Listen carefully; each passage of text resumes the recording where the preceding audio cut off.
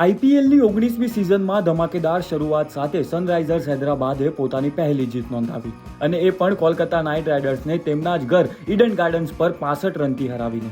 મેચમાં પહેલા બેટિંગ કરતા હૈદરાબાદે 226 રનનો વિશાળ સ્કોર ઊભો કર્યો, જેમાં હેનરીચ ક્લાસનની શાનદાર 50 અને નીતિશ રેડ્ડી સાથેની 82 રનની ભાગીદારી ખાસ રહી.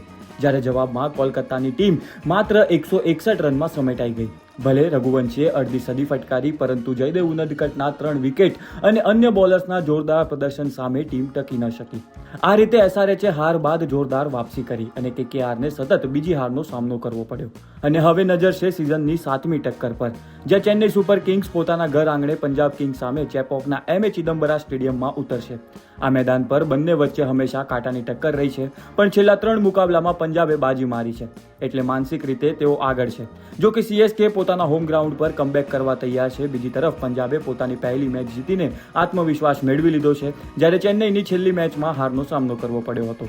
તમે આજની મેચમાં કોને સપોર્ટ કરવાના છો અમને કોમેન્ટ કરી જણાવો, અને આઈપીએલની અપડેટ્સ જાણવા માટે જમાવટને ફોલો કરવાનું ન ભૂલશો.